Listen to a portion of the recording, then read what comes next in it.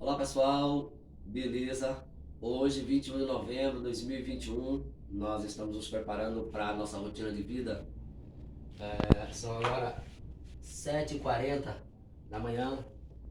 A nossa rotina é pegar a palavra do Senhor, do Deus Todo-Poderoso, colocar sobre este sofá, deitar esta almofada, nos prostrar diante da face do Senhor, buscar a sua face em oração. Beleza? Considerando que nós somos um ser dotado de três esferas, do corpo, da alma e do espírito, nós temos a ideia de que assim como o corpo precisa ser alimentado diariamente, normalmente de 3 a 5 vezes por dia, você toma café pela manhã, você lancha às 10, você almoça ao meio-dia, lancha às 13 e janta à noite. E ainda tem aqueles que fazem ainda uma boquinha antes de dormir. Beleza? Essa é a prática que se tem com o corpo. Mas dentro do corpo há duas partes imateriais, a alma e o espírito. A alma é o centro inteligente do homem, todo lado emotivo do ser humano, faz parte da sua alma. E o espírito é o senso de vida, o sensor de vida colocado sobre o homem, que normalmente o projeta para o sobrenatural. Por isso, a nossa rotina é essa. Ao nos levantar, a gente não vai diretamente à mesa para o café. A gente vem para a oração e a meditação da palavra. Ok? Pronto. Claro que eu não ia colocar para vocês a gente orando, até porque, em se tratando das coisas espirituais, a gente não pode estar fazendo disso uma prática corriqueira de coisa comum, né? Coisas são coisas espirituais. Vou abrir um pouquinho a janela aqui para clarear um pouquinho. E a gente vai estar fazendo a leitura do dia.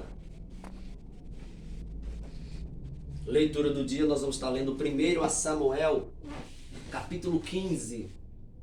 Nós vamos estar lendo alguns versículos a partir do versículo 10.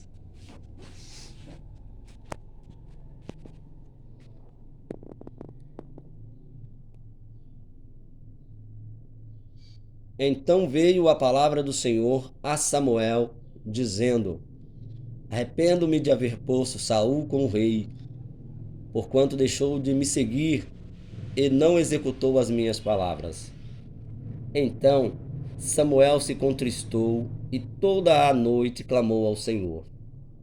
E madrugou Samuel para encontrar a Saul pela manhã, e anunciou-se a Samuel, dizendo: Já chegou Saul ao Carmelo, e eis que levantou para si uma coluna. Então fez volta e passou e desceu a Gilgal. Versículo 16. Então disse Samuel a Saul: Espera, e te declararei o que o Senhor me disse esta noite. E ele disse-lhe: Fala. Nós vamos para o versículo 22. Porém Samuel disse: Tem porventura o Senhor tanto prazer em holocaustos e sacrifícios, como em que se obedeça a palavra do Senhor? Eis que o obedecer é melhor do que sacrificar, e o atender é melhor do que a gordura de carneiros, porque a rebelião é como o pecado de feitiçaria, e o porfiar é como iniquidade e idolatria. Porquanto tu rejeitaste a palavra do Senhor, ele rejeitou também a ti, para que não sejas rei em Israel.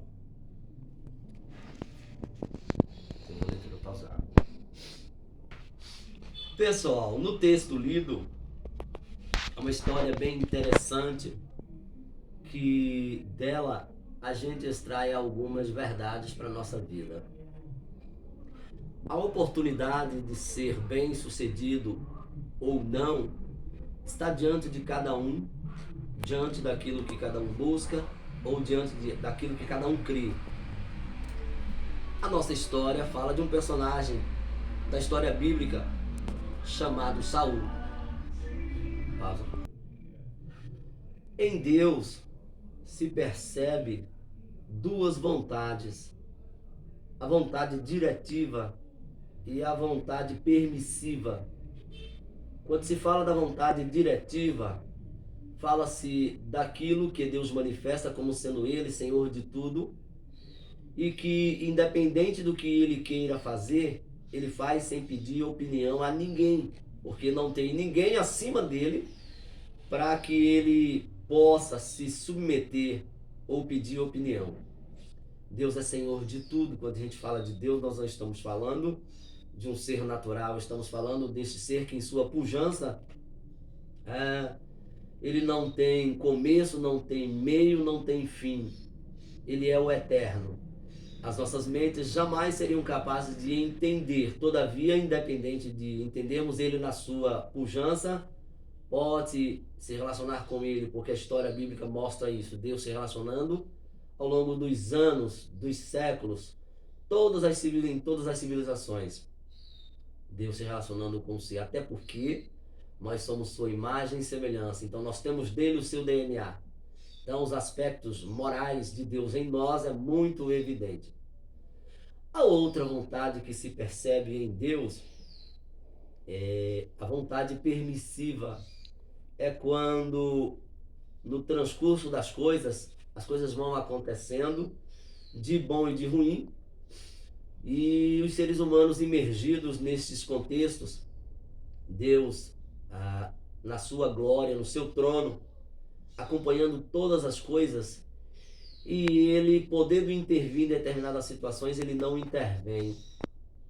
Mas o fato é que não há nada, absolutamente nada, que não esteja sendo acompanhado por ele, de maneira que certas coisas vão acontecendo, às vezes de bom, às vezes de ruim, e ele não está alheio às situações, mas ele permite que certas coisas aconteçam.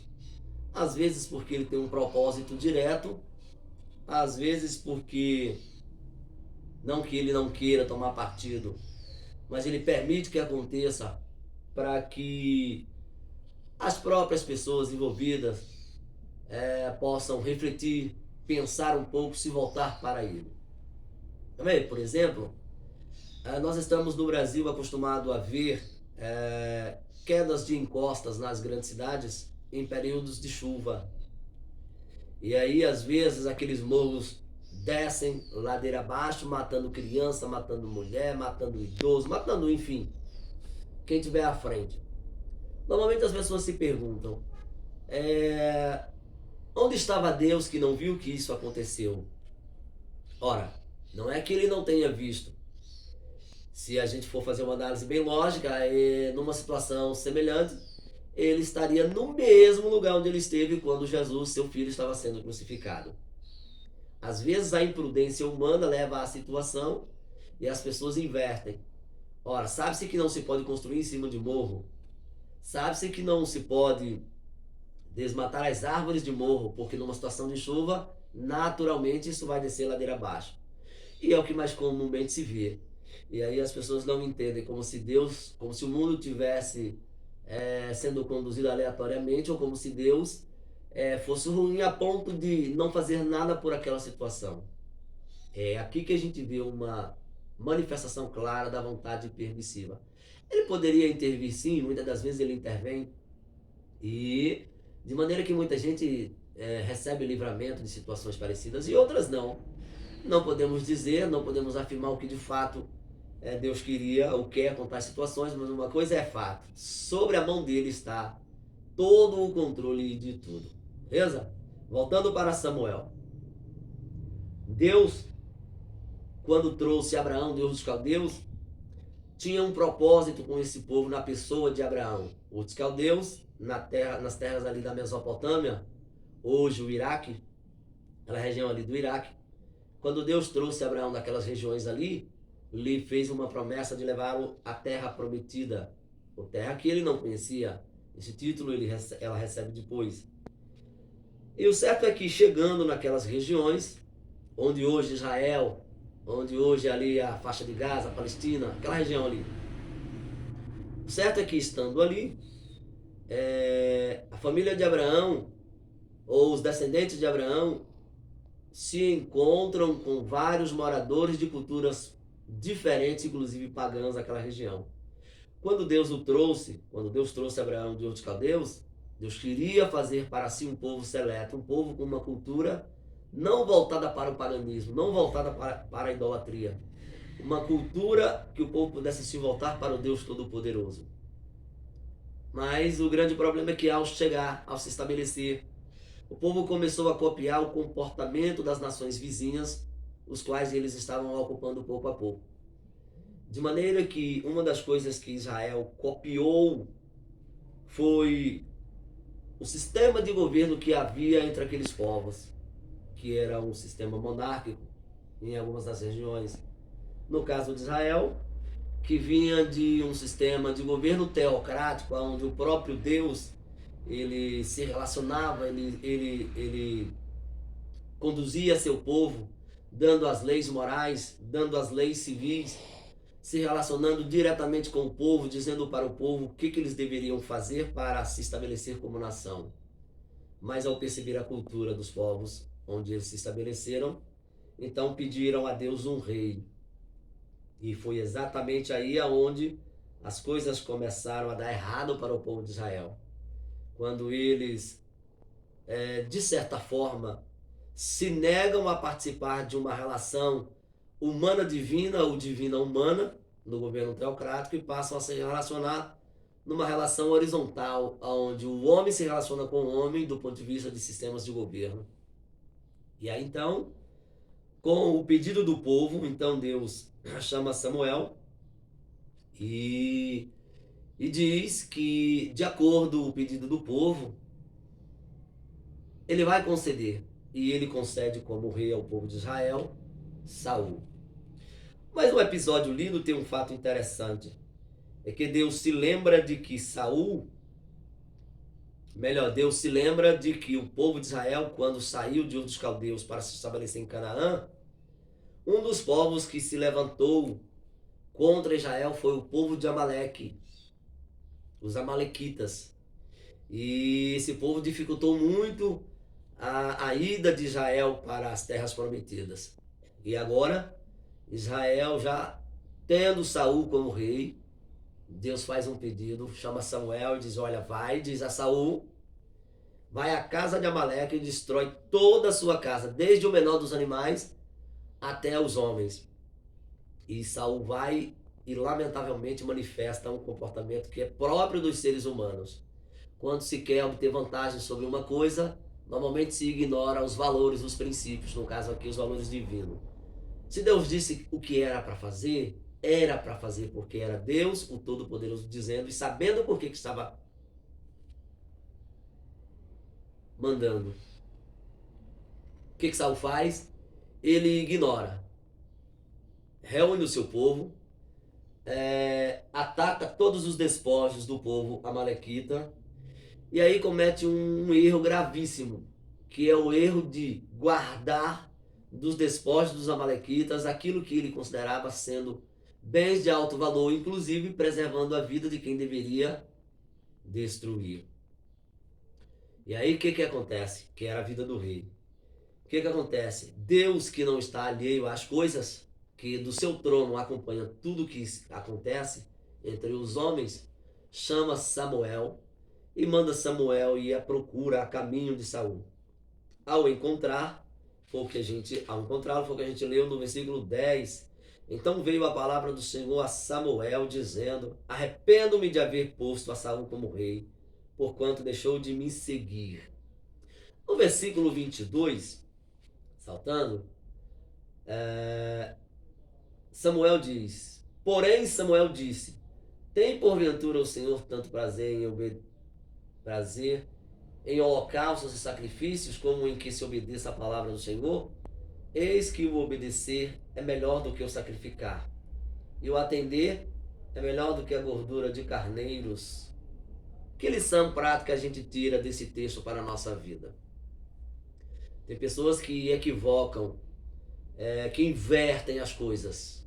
Para Deus, mais vale o obedecer, o se prontificar, o abrir o coração para servi-lo, do que não servi-lo e acreditar que de alguma maneira se possa fazer barganha com ele. Foi o caso de Saul. Saul ignorou a ordem do que Deus havia dito, ignorou o fato que deveria obedecer, achando que depois de ter tomado conta do melhor dos animais, dos amalequitas, pudesse daqueles próprios animais fazer, oferecer sacrifícios, como era uma cultura comum. Tem gente que acha que não precisa servir a Deus, não precisa obedecer a sua palavra, não precisa se comprometer com Ele. E não precisando, basta chegar num determinado momento, fazer bem ao próximo, basta chegar numa determinada instituição religiosa e oferecer valores financeiros, bens materiais, como se Deus dependesse exclusivamente destas coisas para ser quem Ele é ou fazer o que Ele pretende fazer na vida do ser humano. Na verdade, o princípio é outro. O princípio é o da obediência. Aquele ditado popular que manda quem pode, obedece quem tem juízo, é o valor bíblico. Quem está dizendo para Saul é quem pode. Quem deve obedecer é quem deve, Saul. E infelizmente se deu o contrário. Então, palavra do dia, 1 Samuel capítulo 15, versículos 10 e 22. Inclusive, muitos cristãos cometem um erro gravíssimo.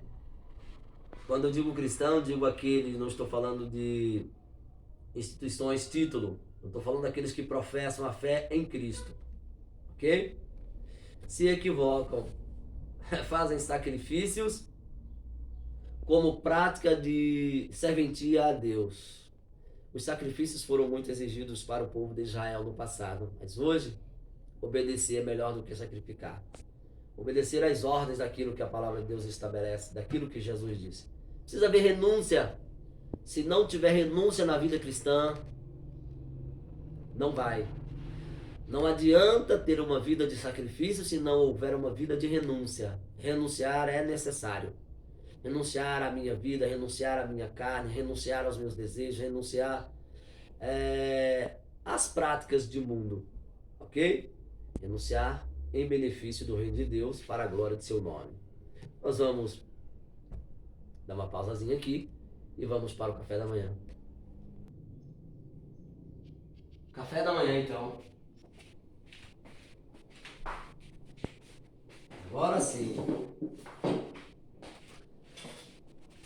Depois de haver alimentado a alma e o nosso espírito, a gente entende que nós estamos preparados para o que nos sobrevirá durante o dia. A gente não sabe, só Deus sabe o que nos aguarda deste momento até o anoitecer. Então a gente ora, medita a palavra, se prepara para o dia a dia. Aí a vida segue. Agora sim, agradecer a Deus pelo alimento e alimentar o corpo. Pronto, eu quero começar pelo amarelinho, que é cultura nacional. Deixa eu tocar a mão aqui. Opa! Pronto. Deixa eu colocar isso pra cá. E vamos que vamos.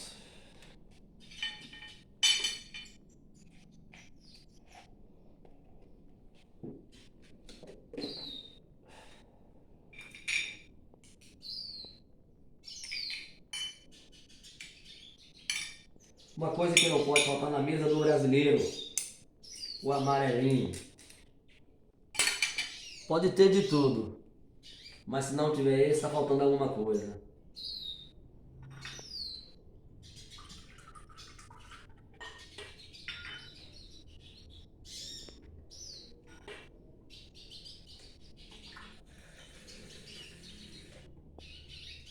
Pronto, depois de haver agradecido, nada mais justo, não é? E aí sim, a gente começar a degustar o negócio. É sempre assim. Eita! Uma minazinha, bisnaguinha dessa.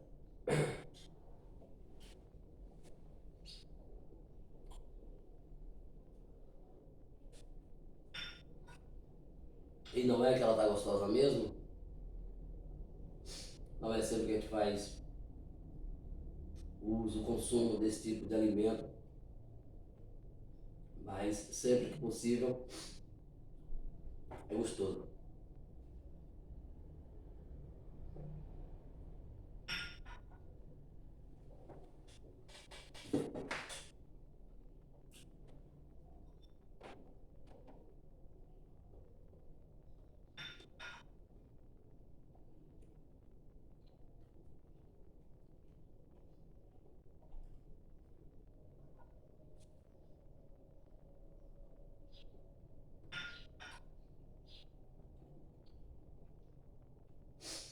Pessoal, as pessoas às vezes ficam perguntando o porquê dos vídeos longos. Eu expliquei lá no Story, no Facebook, as plataformas de redes sociais do tipo Instagram, Twitter, Facebook. Normalmente os vídeos são curtos porque a permanência dos conteúdos nas plataformas é de curta duração. No caso do YouTube é diferente, ao contrário. A empresa tem como, essa empresa do YouTube tem como hobby a manutenção de conteúdos longos, a fim de que os internautas possam ter conteúdos de visualização, ok? Às vezes a pessoa não tem tempo para visualização do conteúdo, às vezes também não é tudo que é interessante, mas independente, a plataforma precisa de conteúdo, beleza? Dada a dica aí. Daqui a pouco a gente vai cuidar num outro aspecto da nossa vida. Vamos estar fazendo aí outras postagens para vocês relacionadas a relacionamento, vida 2. Vamos estar fazendo aí postagens referente à pesca, referente a caminhão, viagens. Estamos preparando aí um conteúdo bacana aí pra galera. Beleza? Valeu!